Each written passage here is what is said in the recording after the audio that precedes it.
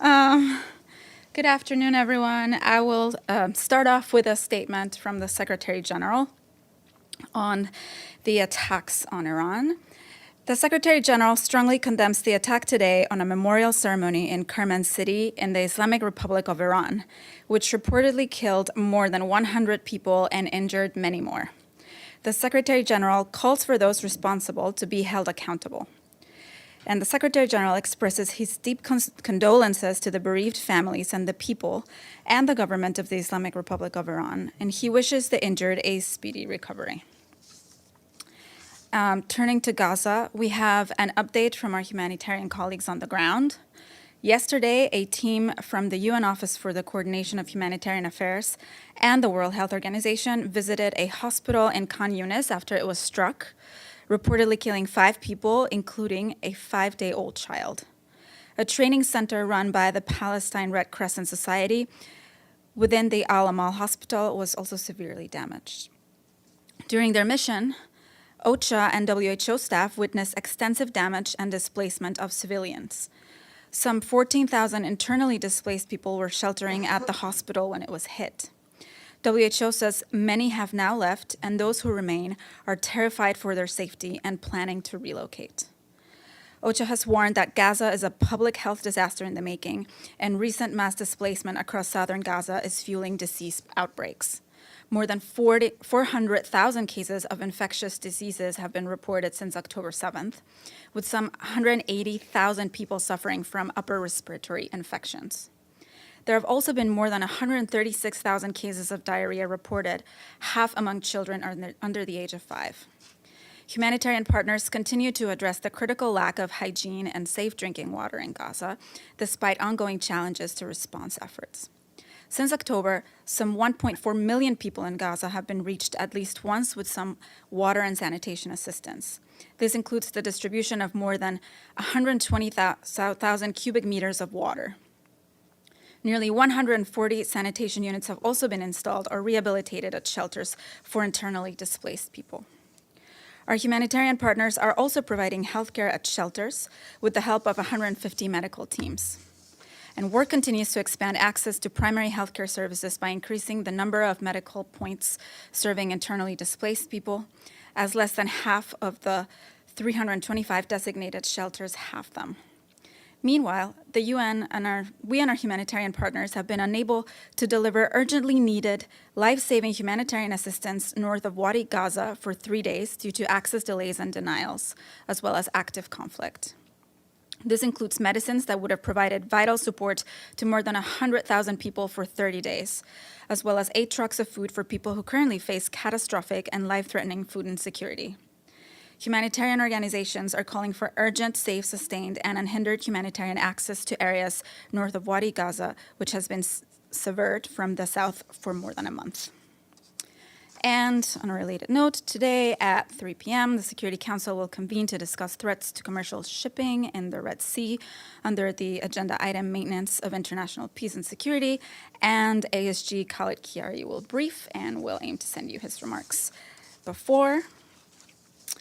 And we have an update from the Central African Republic, where following a violent attack 2 weeks ago that caused the death of 23 civilians in the Inlimpende prefecture in the country's northwest, UN peacekeepers are continuing to provide protection to the population and helping to secure the area to facilitate the delivery of humanitarian aid. According to initial assessments, people living there are in urgent need of shelter, food, and medicine. And the force commander of the UN peacekeeping mission recently visited the area with representatives of the Central African Armed Forces to express their solidarity and determination to protect civilians in the region. The mission is calling on all parties not to deliberately target civilians and to refrain from any escalation that could worsen the vulnerability of communities as well as the security and stability in the region. And finally, tomorrow, our guests will be Mr. Shantanu Mukherjee, Director of the Economic Analysis and Policy Division of the UN Department of Economic and Social Affairs, and Mr. Hamid Rashid, Chief of the Global Economic Monitoring Branch, also from DESA, and they will brief you on what I know is one of your favorite reports, which is the World Economic Situation and Prospects Report from 2024. This report presents an outlook for the global economy and underscores the importance of global cooperation and prudent policies to lift global growth and accelerate progress towards sustainable development goals. And with that, I will hopefully be able to answer your questions. We'll start with Edie. Welcome back. Thank you.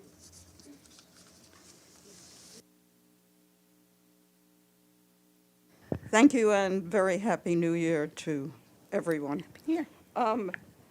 Israel's finance minister today reiterated his encouragement to Palestinians to leave Gaza. Does the Secretary General have any comment on this call?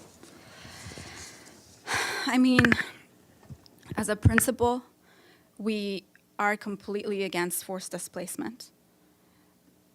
So that needs to be made very, very clear. The aim really should be for Palestinians to be safe in Gaza, for civilians to be safe in Gaza. We've been very clear that we're not advocating, that no one should be advocating for mass displacement of Palestinians out of Gaza, and that they should be safe in their homes. Every person has the right to be protected from forced displacement from their home or residence. And so far, 85% of Gaza's population has been internally displaced and is living in pretty dire conditions. They have the right to return to their homes.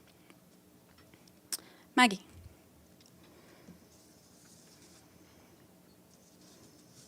Thank you, Florencia.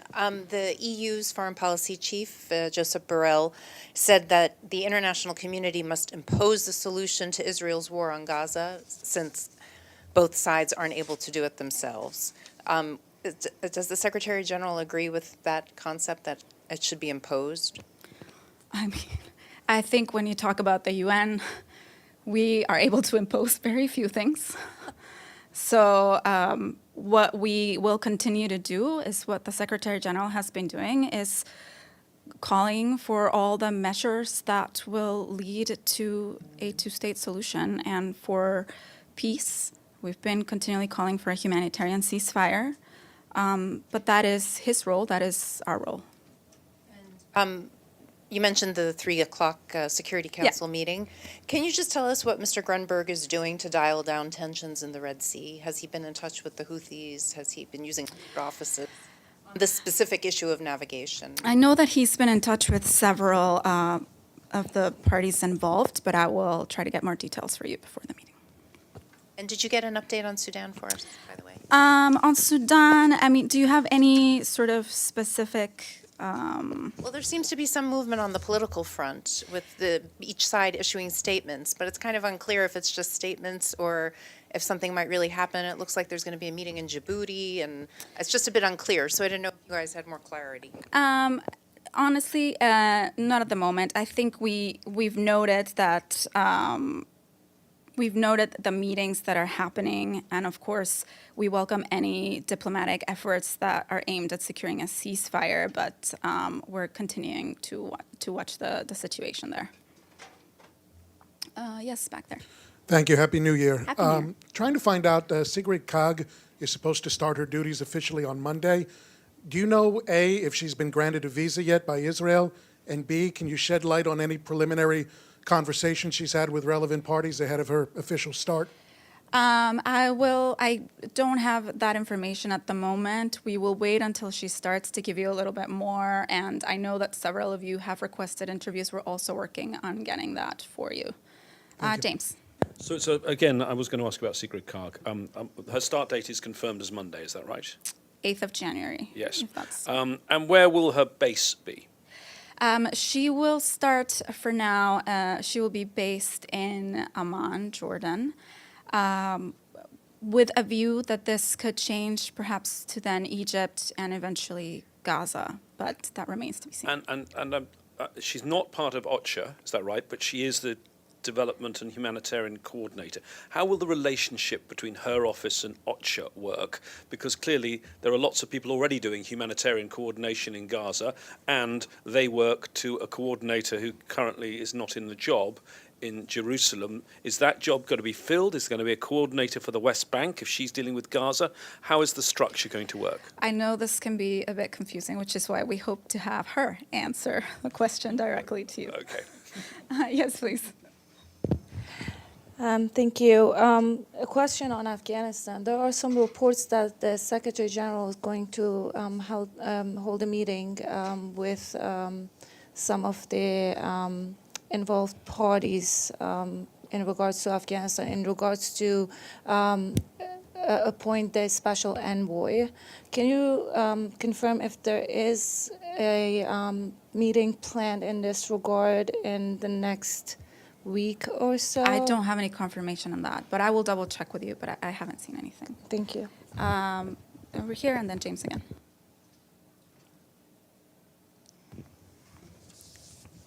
Yes, thank you. Hi. This is Labluan sir from Bangladesh Protein.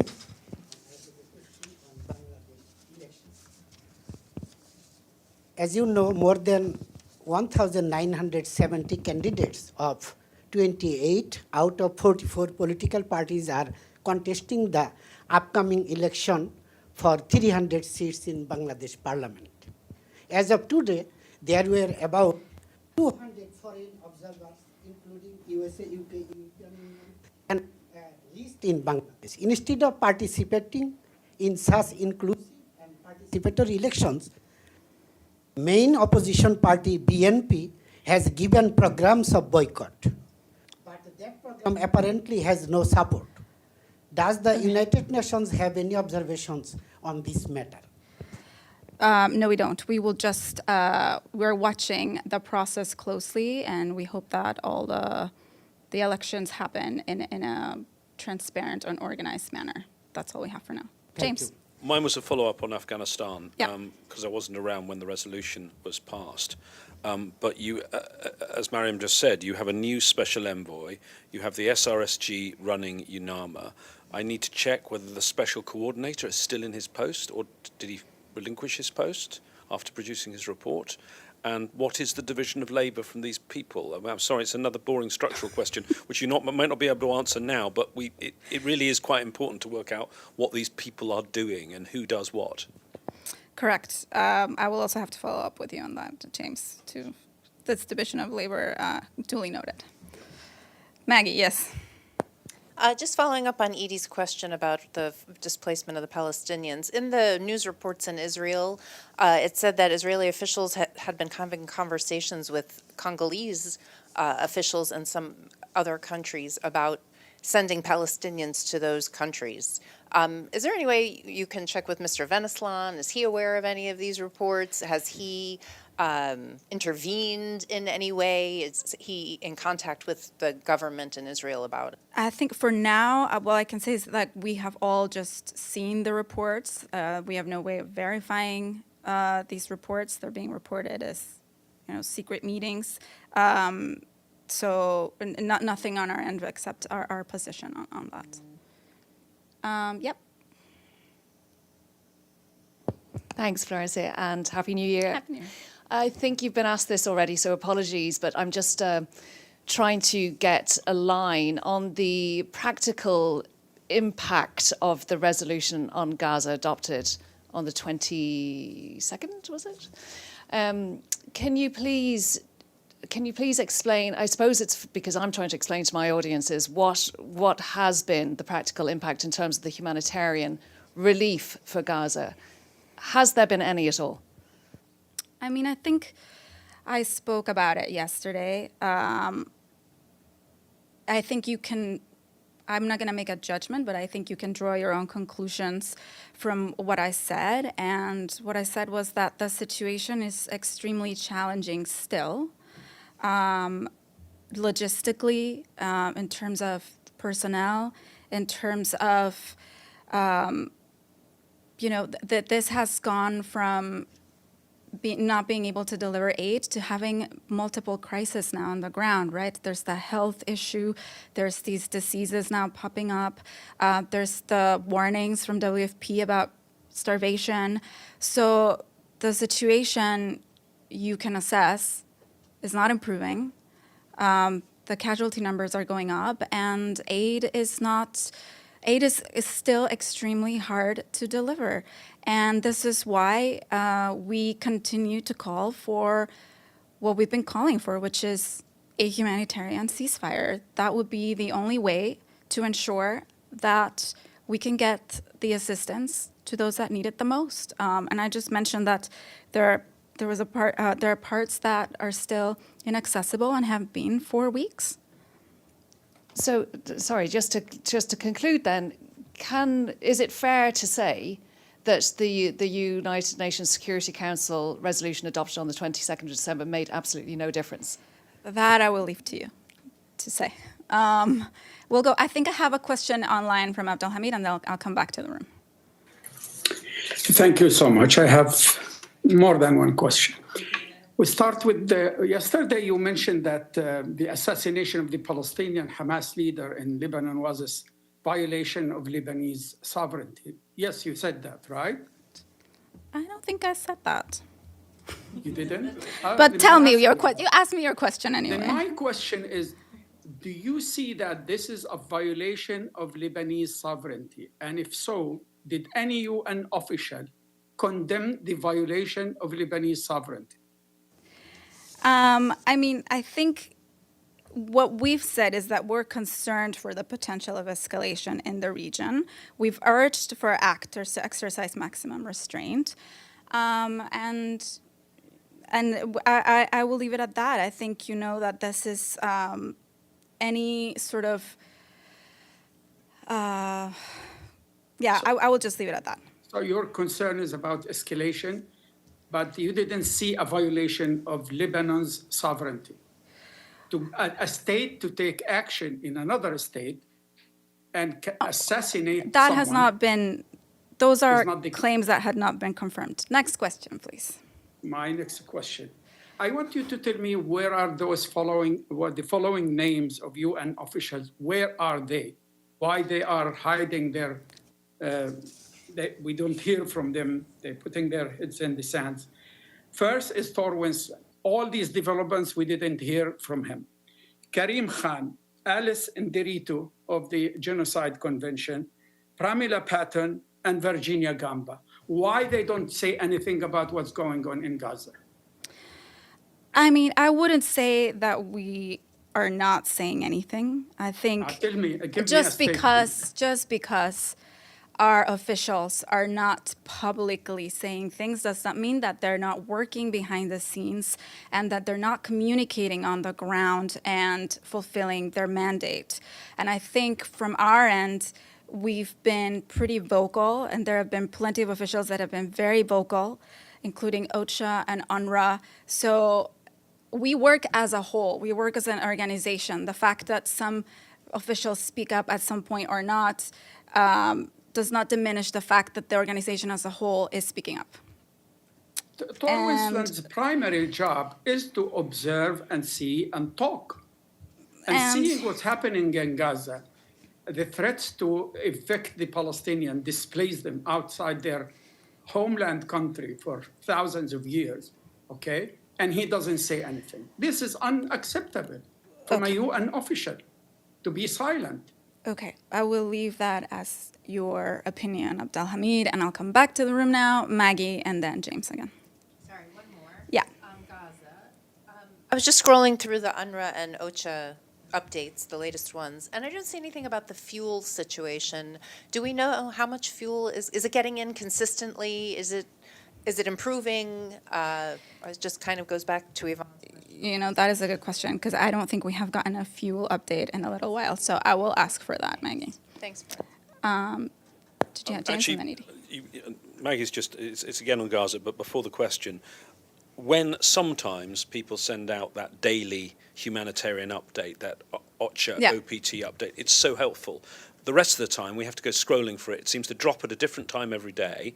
Could it be sent as a matter of course to all correspondents every single day? It is the most useful document that you currently produce on this war, and the fact that we don't get it every day in our email is a shame. Okay, I will definitely pass Thank that you. on to Thank our you. colleagues. Thank you. And then the other the other question was, you answered about where things were since the resolution. That's your answer, but the Secretary General is supposed to provide the Security Council with a formal report of where things are.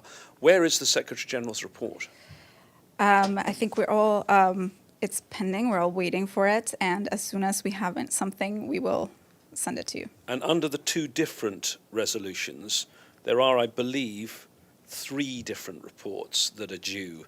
And these are rather overlapping reports. Correct. Is the Secretary General reaching out to the Security Council perhaps to try and consolidate them into one report that says everything? Not that I'm aware of, No. but we will try to give you a timeline of when each of these will drop. Thank you. Edie. Thank you, Florencia. With the Security Council discussing the Houthi attacks on the Red Sea shipping this afternoon, can you tell us what the United Nations has been doing to try and mitigate this? Or is anybody talking to the Houthis? Is anybody talking to, well, the Saudis, or any of the other key players, the Iranians? Yeah, I will try to get you an update on what Hans is doing over there, as well as our office on trade, before 3 o'clock. Well, I'll try my very best to give you that. But also, I'll check with Mr. Chiari if we have an update on that as well. And can you give us an update on any recent conversations the Secretary General has had about the Gaza crisis or the wider Middle East situation? Has he been in touch with any other leaders, any other key officials? Nothing specific for now, but even when he's away, I know he's working the phones, as he does. Anything else? Okay. Thank you, and you'll have Stephanie here tomorrow, and I'll try to get back to you with all your questions.